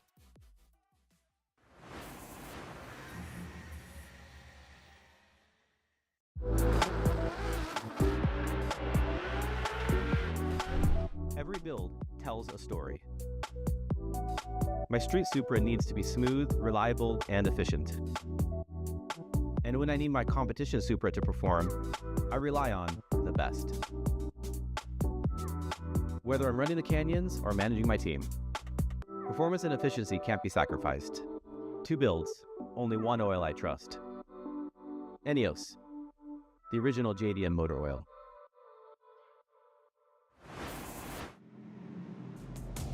Welcome back, as we got a full charcuterie plate here, an adult Lunchable at that. A little bit of meat, a little bit of cheese, a little smoke, a little fire. Yeah. That's what we got. Smoked meats. Smoked meats. Yeah. There's barbecue everywhere. That's See Stooky's Pits? No. He's got like, I mean, competition smokers. Oh, word? Yeah, like proper competition barrel smokers. Yeah. I was nerding out. I hit him up already. I'm like, dude, I'll be there all weekend if you need me. Hit my boy Mixon, dude. I know the Mixon boys. Oh, really? Yeah, father and son. How am I just learning about this now? Yeah, because you never asked. Who else? Never asked. Dude, I'll How long do we never have? tell. Yeah, I'll never tell. Yeah. I'm not dropping names. Watch your toes. Yeah. All right, we are taking a look at Dmitry Brutsky, and he is, again, the boring dot ride BMW liquid moly. Is that carbon Kevlar showing? Is it like I think so, yeah. two-face bumper there? I like it. A little themed. Yeah. Maybe ran out of vinyl partway through. Well, again, he's not boring. No. No, it's kind of like, you know, Elon, the Boring Company. Yeah, great branding. By the way, watch Spaceballs the other day. The original? It holds up. Yeah. The second one, I mean, I'm interested to see how that goes. Spaceballs 2. Yeah. The quest for more money. They say it within. They have to continue It's that. amazing. The kids love it. Yeah. Yeah, absolutely. It's happening right now. It's the latest technology. What about then? Now. Yeah. Yeah. Why anybody tell me my? Yeah, it was so big. All right, so here we are. Let's see what goes down here of the one more time. Nick Novak, Brutsky in the chase position. Nick Novak in the front. He says no, Novak. Yes, front. As Nick is up front. Let's see what we do. Cannot have them go one more time. Who is going against? Rudy Hansen. Sopa doing some cosmetic repair there? Yeah, I think he's giving a little pep talk. Interesting. Just saying, you know, hey, I believe in you. You know, I believe I can fly. Believe I can touch the sky. Yeah. Thinks about it every night and day. I'd like to differ, you know. And there goes Novak, ripping out of the gate. Easy. Novak. You think the course is drying up? Yes, sir. That's right. Turns on the smoke machine on that first outside zone. Now coming in the second outside zone. Brutsky dives in. He finds that grip as well. Now shooting from second to the third outside zone goes Novak and Brutsky. Now let's see how Novak navigates this. Puts it right on that course edge. Lights it up. Kind of beelines out of the outside zone 4 in that lead position. Yeah, but he definitely found the dry spots on this track. I mean, the spotters must have been chatting with him, especially with the buy runs we saw earlier from Dan and Jack. So yeah, let's take a look here. Brutsky, I mean, has to adapt on that run because Novak throughout this session here is doing a great job of finding the grip in the track, lighting the tires off, making as much can to smoke as he possibly can, and Brutsky having to play a bit of catch up. And as I said before, running that tighter line can work in the dry, but when you start to get these patchy conditions or slightly damp track, it becomes very, very difficult because once you come offline, it is going to be nearly as grippy as what you'd be hoping for. But as they swap it around, what happens now with Brutsky? Is he able to do the same thing that we saw from Novak? Can he keep that pace and really push it as both drivers pretty speedily getting into the burnout or getting into the start chicane there, get this battle underway? So they both look pretty eager to get things going as we swap them around. We're just talking about why they can't go one more time. Because we choose to not give them the option. Yeah. Yeah, just for expedience of competition. Here we go. Dmitry Brutsky will lead, and Novak chasing him down in the second outside zone. Brutsky goes deeper, a little. I want to see that overhead, just that angle straight on. You can't really see exact placement, but you can see Brutsky drag the wall. Now, Novak just lets him go in front. It looks like he opens the door like a nice gentleman walking into Starbucks. 35 burgers, 35 fries. That's what he's ordering right there, and then he's whipping around. Have you ever bought anybody like, hey, let me pay for those people behind you? Have you ever done that? Yeah, I do that. How often? When I lived in Canada, I used to do it at the Tim Hortons all the time. How long? How many times? Have I done it? Yeah. Probably 5-10 times, yeah. Like a good chunk. I think I've done it like twice. Yeah? Yeah, and then you get like one guy who's got 3 sandwiches. And you're like, yeah, I'll do it. I'll do it. 35 burgers, 35 fries. There we go. Oh, man. Yeah, so, I mean, Brutsky finding the same level of grip that Novak did. First outside zone looks solid. Second outside zone, you can see there, Novak finding grip in strange places, too, able to get that picked up. But really, to me, it's this transition that Novak gets coming out of 3 into 4.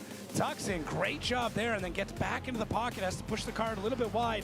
And really, with how short the 4th outside zone is, you do not have a lot of time to make a correction there before the zone is over and they cross the yellow line. So good job there from both drivers, finding that grip, making that smoke, putting on a great show here for everybody at home and everybody in St. Louis. And everybody across the globe. Yeah. Tuning in. Thursday, casual Thursday, moving on to Furious Friday. Ooh. And then rename it. You know, Sloppy Saturday. Sloppy Saturday. Just kidding. All right, here we are taking a look. So look at that gap. Yeah, does a great job there. And really, both drivers finding that grip. Very similar in the chase again. I mean, they're stylistically, they've matched up quite well here. Brudski a little bit closer on the chase. And then through a third outside zone. It is so similar between both drivers. Great transition from both. Really, Novak might, it might come down to that fourth zone. Novak's got a little bit more, but we're splitting hairs here, and we have to split hairs because, as we said, one more time, off the table. Just some of the sayings that we end up saying, you know, like, oh, it's more than one way to skin a cat. Who skins cats? I hope no one. Yeah, let's just keep it like that. Yeah. All right, Nick Novak gets the victory, and it is unanimous. Novak advances on. It's Novak versus Hansen. Brudski is knocked out, but fear not. We will see Brudski on Saturday, the glorious Saturday. We'll see just the serendipitous Saturday. That's what we are seeing for round 5. I like it. Serendipitous Saturday. I don't know. Hard to put on a shirt. What do you got? Not bad. Shirtless Saturday? Serendipitous Saturday. I thought you said shirtless Saturday.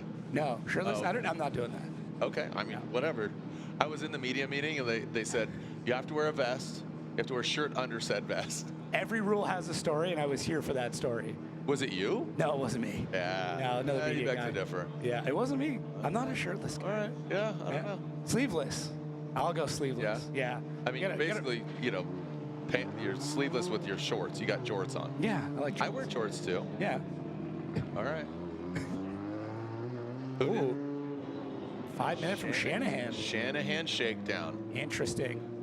No handbrake. Okay. Look, Ma, no handbrake. Yeah, that's this is not an easy track to get around without a handbrake, that's for sure.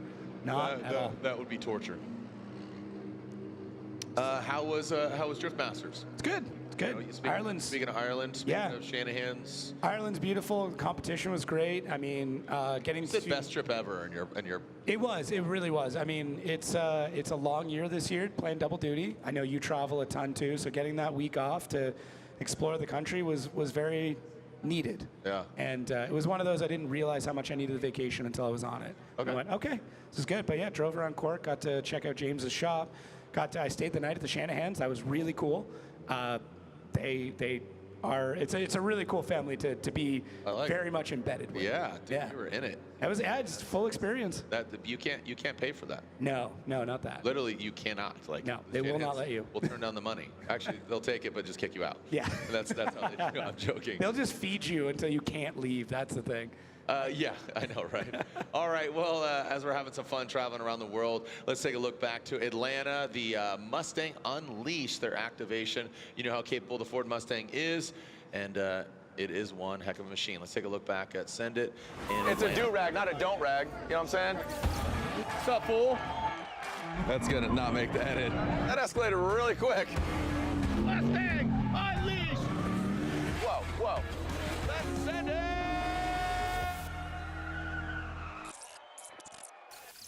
This is Mustang Unleashed. What is that? Well, you get to get a shotgun ride in one of the iconic Ford Mustangs. Look at Vaughn twisting the screws on James Dean, the 4-time champion. They know the car setup. 4 Mustangs here at Road Atlanta. What is Mustang Unleashed? Well, find out at MustangUnleashed.com where you can get a shotgun ride. Fun thing is, I'm not driving. Still riding shotgun. Hey, buddy! Oh, hey! Hey! You ready to go for a rip or what? I heard it's your first time driving a stick. Yeah, never driven a manual. Yeah. All right, send it. Yeah! Mustang Unleashed!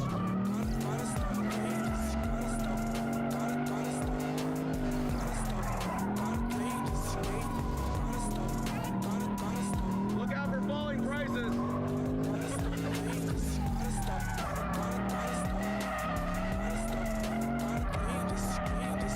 Factory, right? Oh, yeah, Factory drift brake.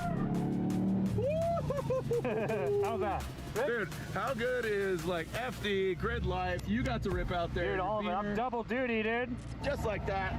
Mustang Unleashed. Come out to FD, get a shotgun ride. Whoa, whoa, whoa, whoa, whoa, whoa, whoa, whoa. There you go, see? Children of all ages, yourself included, myself included. Send it.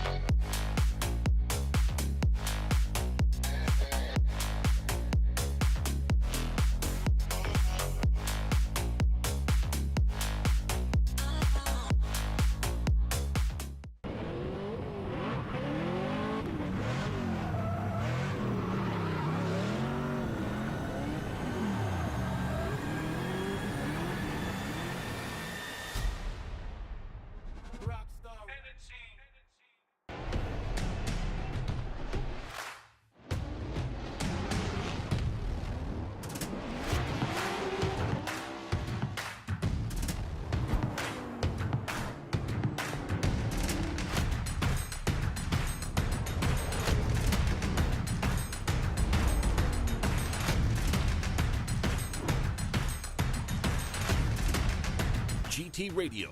Experience ultra high performance. Visit your local discount tire and service centers for all your automotive needs.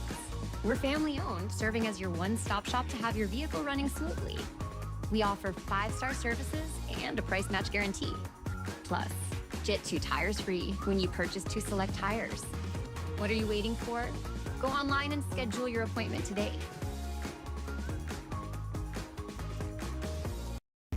You ready to rev up your career? At the University of Northwestern Ohio, our high-performance motorsports program puts you in the fast lane with a 70% hands-on education. Learning from the best in the business, you'll master the skills needed to excel in the world of motorsports. From the pits to the paddocks, UNOH students and graduates dominate in all facets of racing. Turn your passion into a career at UNOH. Apply today at unoh.edu.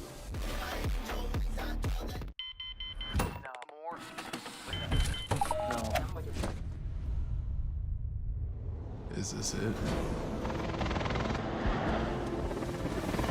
This is it!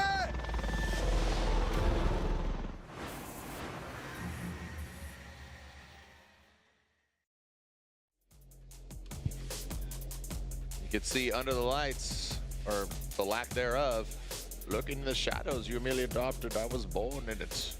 How does it feel? 10,000 souls. What? Oh, great movie. It was great. Yeah.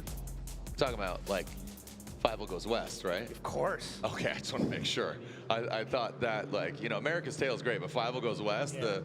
the you know, the second version, whew, amazing, amazing. How about Ferngully, aka Avatar? I haven't watched Ferngully in forever. They say that Ferngully is basically Avatar, which is just Pocahontas. Oof. Right? So we're getting so meta right now. It is though. All right, so we advance on with the battles, and there it is. So we are seeing Hansen and Novak, Shanahan and Burkett seeding brackets. And you could see in that burnout box, this is round 5 of 8 of the Formula Drift Pro Championship. Our seeding bracket looks like they are jumping out and jumping to the line. Yeah, I'm wondering if Jack got that e-brake sorted or where they're at with it. I didn't get any confirmation as to what the plan is, if it did get fixed or if he's just going to go for it. We will see. I feel like Jack's the kind of guy who's like, yeah, I'll figure it out. I think he's going to go Shanahan. Ooh, Shanahan sandwich? Shanahan sandwich. Let's see. So, but right now we are on the other side of the bracket. That's Rad Dan. And, right? Yeah. Okay. So Shanahan. If a problem comes along, you must fix it. Here we go. So Shanahan out front, talking about Jack, and Burkett coming in. Look at the swing of, I feel like maybe the handbrake isn't fixed, and that's why he's throwing so much angle to slow down the car. Or, I mean, he is ripping right now. Jack Shanahan smoke machine. Look at that wheel speed. He is jumping up there. I'm not now seeing coming those in, wheels lock. Rad Dan Burkett. Yeah, I think he might just be clutch kicking and just throwing so much angle at it to slow it down, as opposed to pulling that handbrake and massaging it, sliding it back.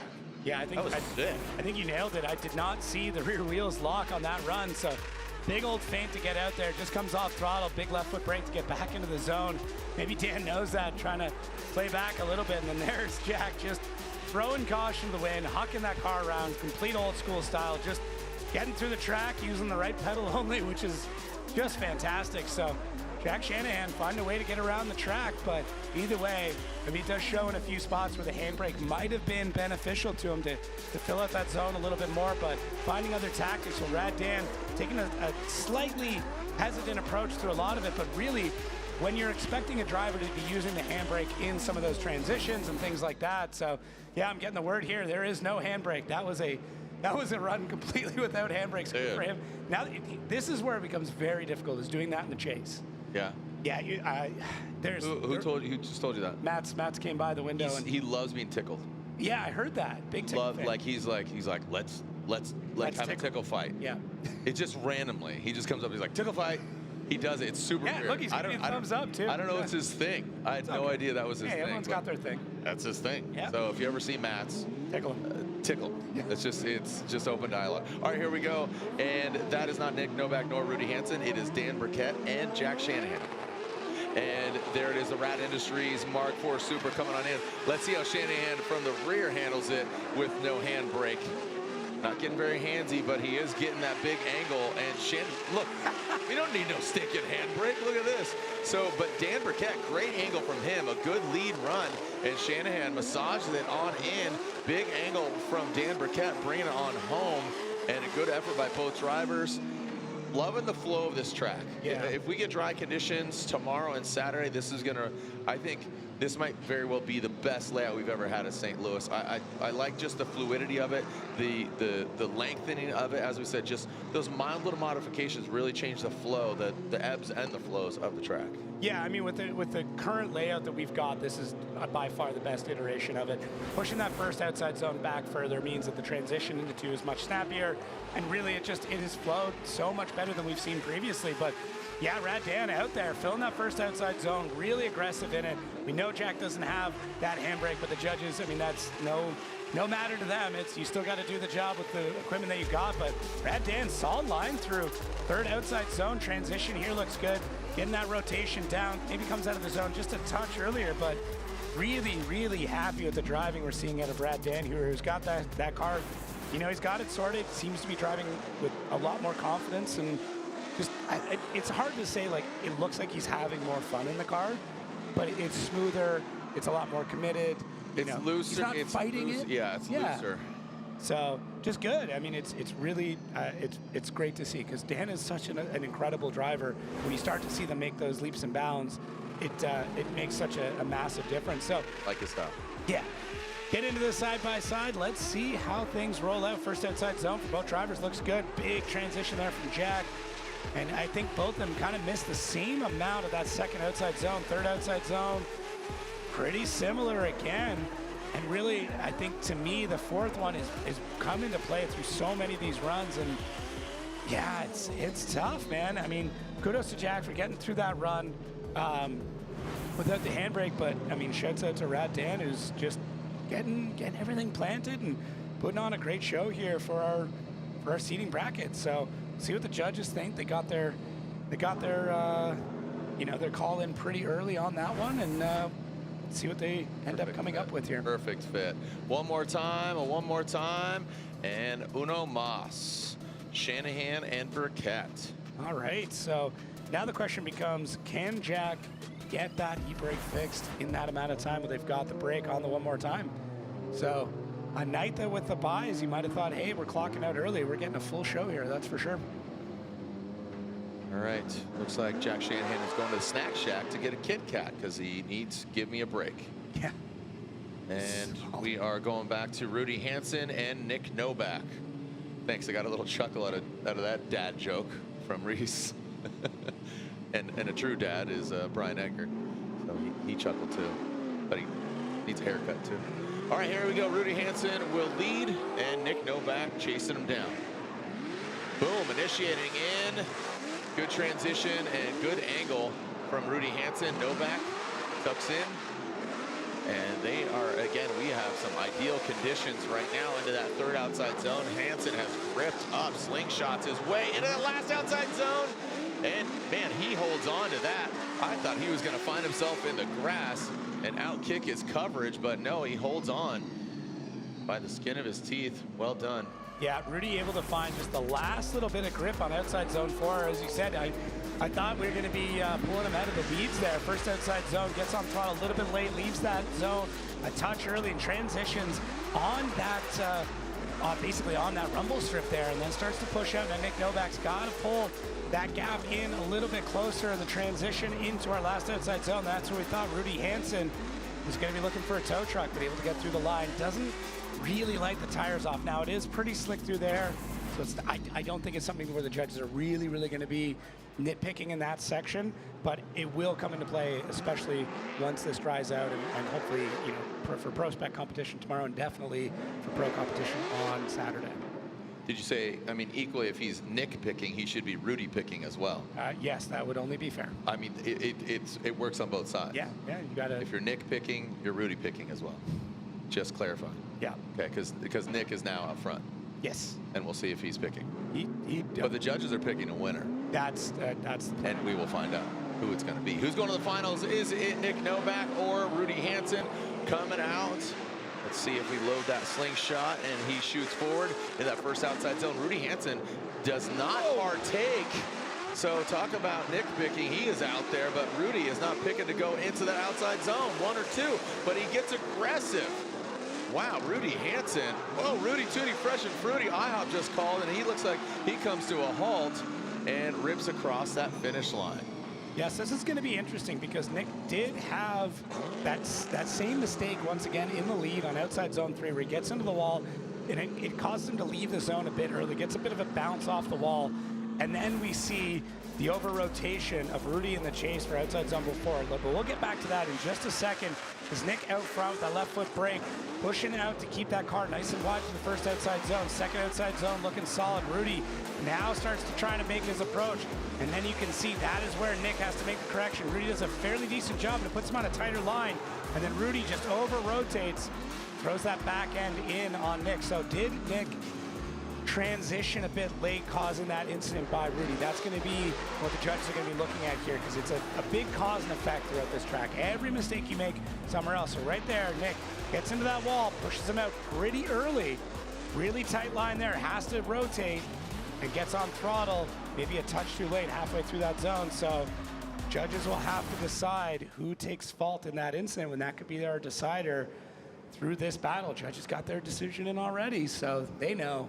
We'll find out here shortly. Salt and pepper called. He pushed it real good. Rudy Hansen, Nick Novak, and Nick Novak gets 1 vote, 2 votes, and 3 votes. So Nick Novak comes out on top. He's going to the finals here in our seeding bracket. Rudy Hansen, we will see him on Saturday, or we'll see him tomorrow, cheering on his wife, Shelly Hansen, in pro spec competition. And I believe that will mean that Rudy's going to take 3rd in the seeding bracket, as he's our #1 ranked. So for him, I mean, would love to be in the finals, but hey, 3rd, not so bad. Not so bad. And this is, again, cutting his teeth, chopping it up, having some fun, and getting used to this course. Yeah. More track time. Yeah, and that's the biggest benefit here with seeding, is you're getting in more practice, and you're also getting it in at a time that competition is going to be happening later on. So you really can find out so much about what the track's going to be like. And for drivers that are in seeding who might be struggling a little bit more, this is that extra practice time. You're picking up points, you're picking up time, you're picking up practice, and hopefully what that means is you have a much better shot getting into top 32. Nick Novak waits in the wings. Burkett and Shanahan. O'Reilly. Yes. O'Reilly? Yes, O'Reilly. Shanahan and Burkett waiting for them. I could see Dan Burkett waiting in the wings. Shanahan coming out of the darkness. It looks like we have a clear track. It's still a little wet there in the burnout box. You can see the reflection coming off. Okay. So we're going to get them ready to go for this battle. So I'm curious if Jack threw another set of fresh tires on. Seems to be what he's aiming for with a lot of these. This is good for him because we talk about, you know, going for that Rookie of the Year and him just getting more familiar with that car. This is a good opportunity, just more seat time. Yeah, and it's a tricky car. From what I understand, to set up, it's very similar suspension-wise to the modern Supra, so which is another car that can be very difficult to kind of get locked in and sorted. So yeah, just various reasons. I mean, what does Jack compete in Drift Master? In 86. Okay. Yeah, 2J86. This is a pretty good departure for him. Yeah, it's a totally different. So yeah. That's just, you know, again, just driving two very different cars. Yeah, and there's a lot to be said too with the travel and everything else that goes along with it. That car, I mean, they were putting that car back together. The engine was out not that long ago. Yeah. So he had a funny post. He goes, FD St. Louis is when again? And engine was out, but I mean, these teams, they can pull an engine in a very short period of time now. Shanahan Burkett, who is going against Novak in the finals. Which one's it going to be? And we got a clear start. Shanahan, we got drier conditions, not absolutely 100% bone dry, but Shanahan rips in that first outside zone. Yo, look at Dan Burkett. Absolutely just flinging that thing to the side. This looks like a final in Saturday's main event. Shanahan places that car properly in outside zone 3. Burkett has to hold up. You saw him just hold composure there, and it ended up not working. He was kind of preloading, loading, and then unleashed, came unwound. But I'll tell you what, that was fun to watch. Yeah, it was super fun to watch, and hopefully this is a preview of what we're going to see either in the final battle here in seeding or what we're going to see throughout the rest of this weekend as this track now really drying up, except for maybe outside zone 4. Shanahan on that throttle early, does a good job for the first outside zone, but look at Dan really getting in there, pushing that pace. He gets caught out a little bit, gets caught kind of at a transition point, but does an amazing job to get back on the track without sacrificing a ton of line. And then even through this transition, Dan just tons of speed through it, whips that car around and not able to catch it. But I mean, it happens. It's great to see, though, that Dan's got this fighting spirit back in him, pushing the pace in the chase. Well, Shanahan out front, I'm looking to see, do we get any sort of indication that there's an e-brake? I am not seeing it, so I think he's still driving. That an e-brake through it, and maybe Dan was looking for a different transition through it or a different slowdown, and then loops that car out. But we'll see once we swap around. This battle is by no means over, because anything can happen now once Dan's back out in the lead. Jack Shanahan saying, look, Ma, no hands brake. Yeah. It just seems to be working out for him right now. This could be a new technique. No handbrake Shanahan. Maybe. Shannon no hands. Shannon no hands. That's what he does. Yep. Riding a unicycle. Just Shannon no hands. Steering with the right foot. Stall throttle. What's up? I brake with no bicycles. What's that? I can ride my right? Yeah. All right, here we go. So the great song. All right, Dan Burkett, but Shanahan now, it looks like regardless of the handbrake, he does not have the proximity. Dan Burkett in that second outside zone places the car properly. Shanahan now gains some ground. Burkett puts it into that outside zone 3. Shanahan bounces. He goes all over the place. But keep in mind, Burkett did have that mistake in that last outside zone. So, and this is a one more time battle. We are going to force a decision onto the judges. They, all joking aside, we do not allow them to go one more time. So kind of, take this battle. There are mistakes on either side. So forcing a selection between the drivers, and for sure we're going to see a side-by-side. Shanahan and Dan Burkett. Novak waits to see who he's going against. Yeah, there's a couple of interesting things with this, because Dan did have his mistake kind of going into outside zone 4, whereas Jack's mistake was outside zone 3. So it did happen a bit earlier. So if you start looking at like amount of zones that you can judge, there's a good chance that Jack has less of those just because of where his mistake was. But let's take a look at this. How about lead versus lead too, though? Yeah, and that's the other part with this, is that's assuming you have a very comparable lead between these two drivers, which really, Dan, great job there, keeping that momentum going into the second outside zone. And really, without that handbrake, Jack's got to be a bit more hesitant. And even on his initiation, things look weird, but just not able to extend that out. That's a spot where the handbrake could be kind of used to float that car out, even though judges really not wanting you to be using the handbrake in there. But yeah, just a crazy set of circumstances there. for both these drivers, and we'll see what the judges think. I think we're going to end up getting a side-by-side replay. I would hope so. Yeah. I mean, really, you want to take a look at the leads and compare those two between these two drivers. You know who also wants this? Adam Jabay.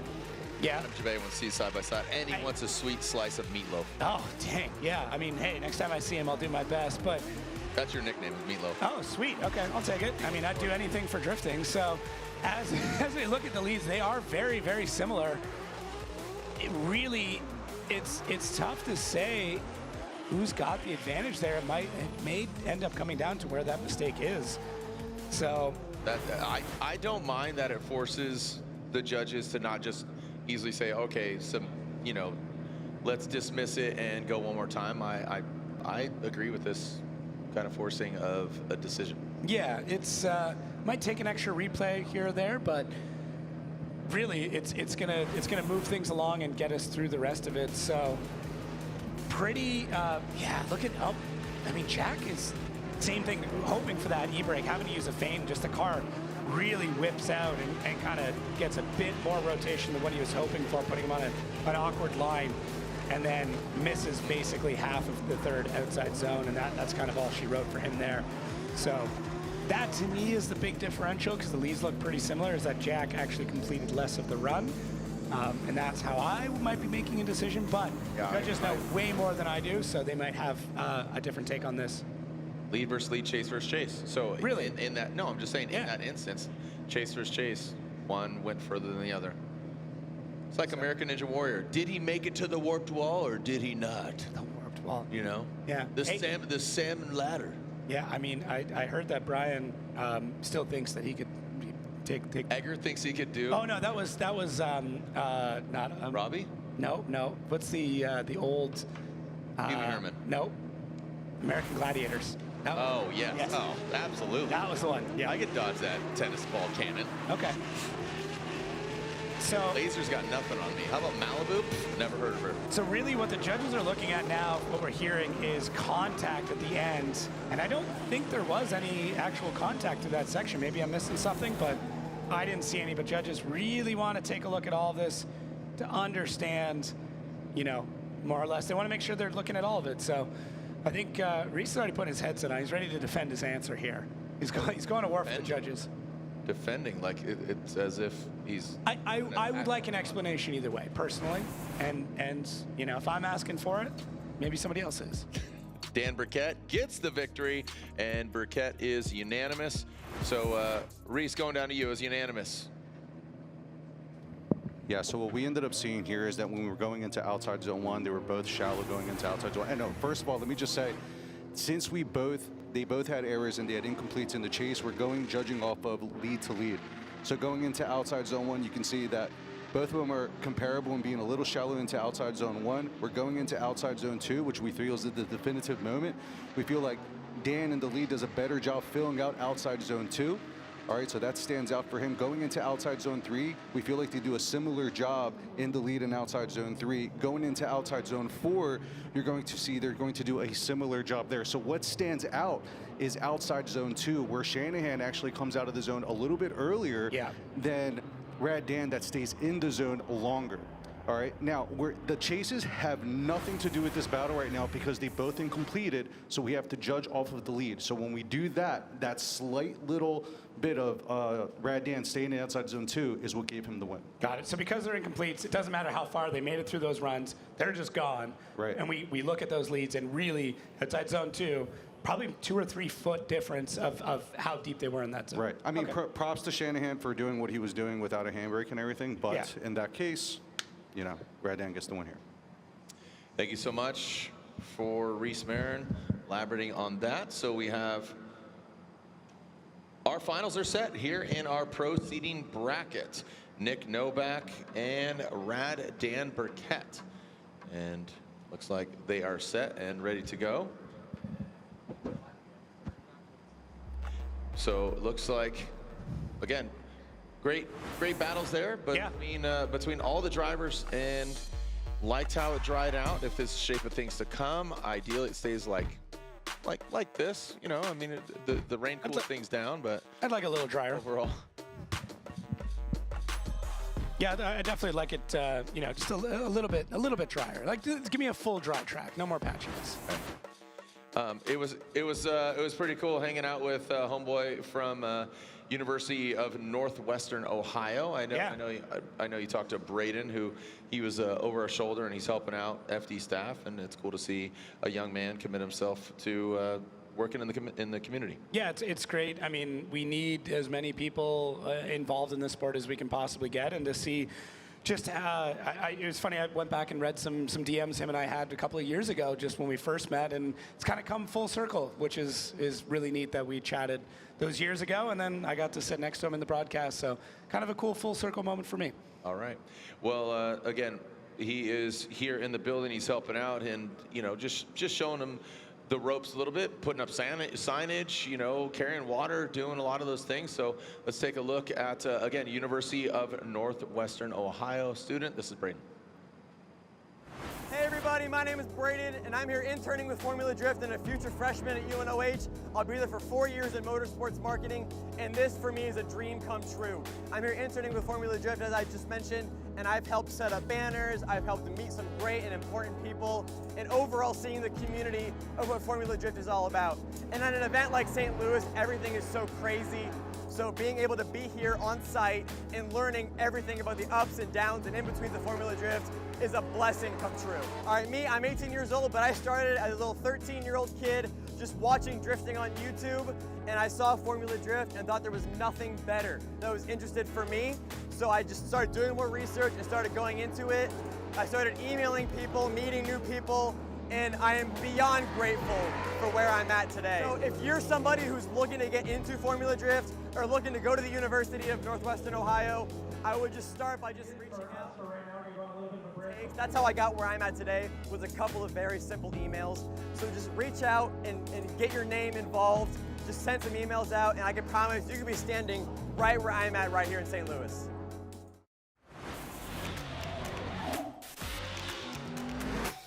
Drifting is not just a sport, it's culture, it's in our blood. Here we go, Andy Haley. Oh, he is riding that tire right on that white line.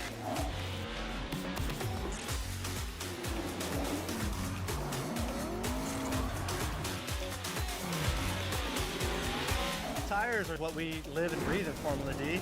We couldn't do this without them. There's a place no map will show you. A secret spot. A high-performance hideout for cars that crave chaos. New brakes? Check. Roll cage? Check. A spoiler so big it doubles as a picnic table? Oh, you bet. Every apex we nailed, every second we shaved, it's all knowledge that goes right back into your ride. Look like fun? It is. You in?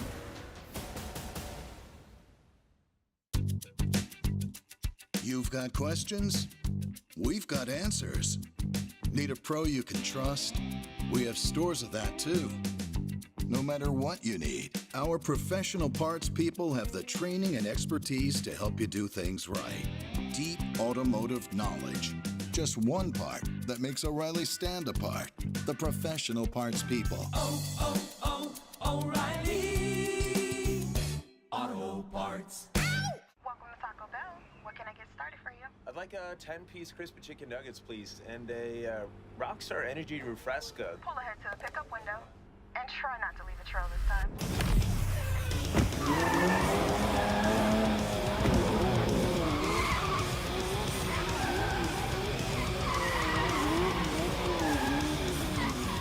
Nice drifting, Freddie. Enjoy your Rockstar Energy Refresca. Thank you.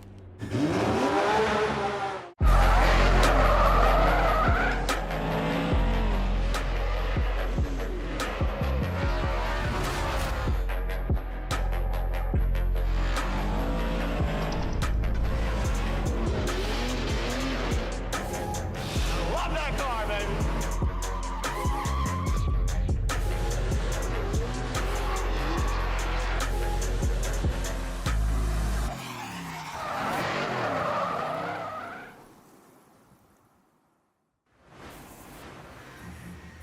You know, you could take the butcher's word for it, or, you know, you could You did.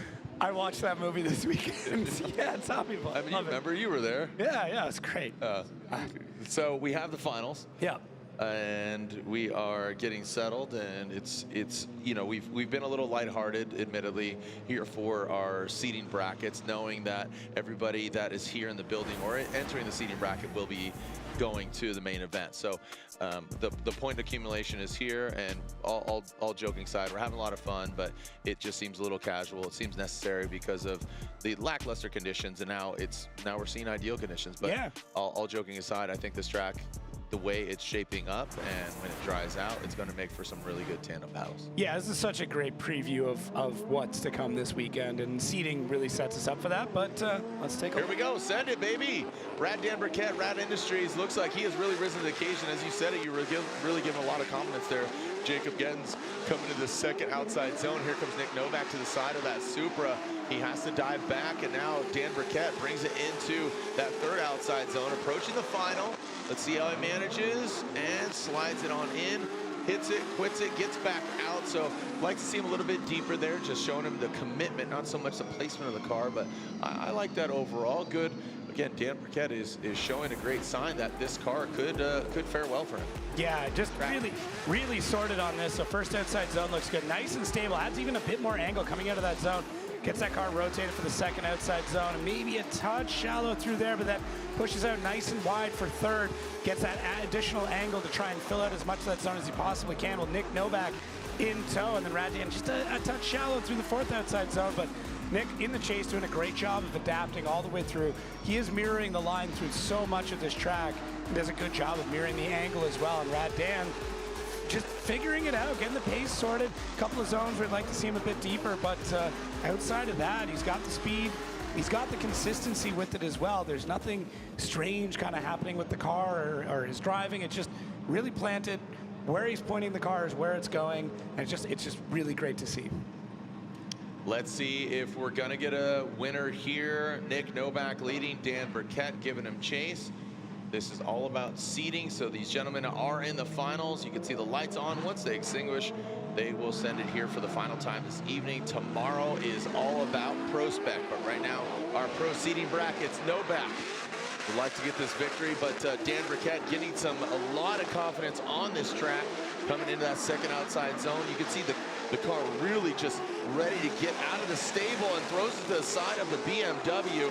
Here's Nick Novak, and look at Dan just barely letting it pass, but it just applies too much pressure. What I was going to say there is, like, I don't know why he is just being that aggressive. Like, could have backed off just a little bit, but this is timing. This is just practice. I would have to think essentially for him. Well, you get that momentum going, you get that confidence going, the adrenaline, and you really want to push it. And Nick really invites that throughout this run, because look at this, good initiation there from Nick. Fills that first outside zone really well, adds a bit more angle, and even Dan here, you can see him just trying to figure out when his best time to dive is. I like the way that Dan's able to kind of tuck back into it, and then Dan's on such a shallow line through this and tries to time it, but comes out on the wrong side of the transition, and when he tries to back that car in, unfortunately Nick is a little bit further back than where he would want him to be in order to fall back into the pocket. So Dan, just because of that shallower line coming off of 3, doesn't set him up for success through that transition, and then does an amazing job to get through the rest of it. So yeah, I mean, great job from both these drivers. Dan just timing not perfect on that run, and unfortunately puts him on the wrong side of the transition. If you can dodge a Supra, you can dodge a ball. That's what I say. Yeah, well, I've dodged Supras. Yeah. Yeah. Really? Long story. Okay. I'll send you pictures after. Okay, fine. Okay, yeah. I'm wildly inquisitive. Yeah, no, I'll show you, man. All right, so we can see the Supra, the BMW, and now they are joined by the S13 of Rudy Hansen. And I would have to assume we have a verdict after Rad Dan gets aggressive, but we will find out and make it official. So our pro seating bracket looks like it has concluded, and the action tomorrow continues with our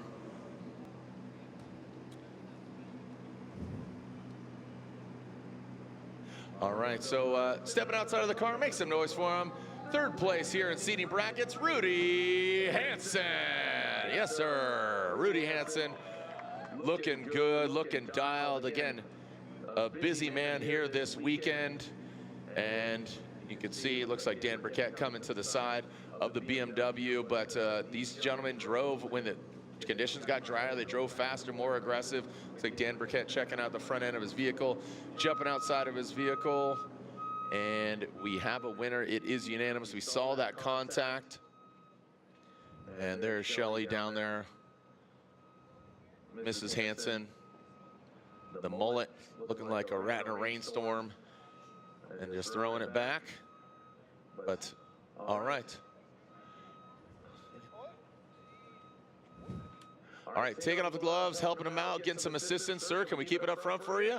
Make some noise for him. Nick Novak stepping outside of the car. And now your winner here of Pro Seating Brackets, round 5. Your winner unanimously. Some good battles, a tease, and a shape of things to come on Saturday and going into Saturday night. Your winner here in Seating Bracket, Mr.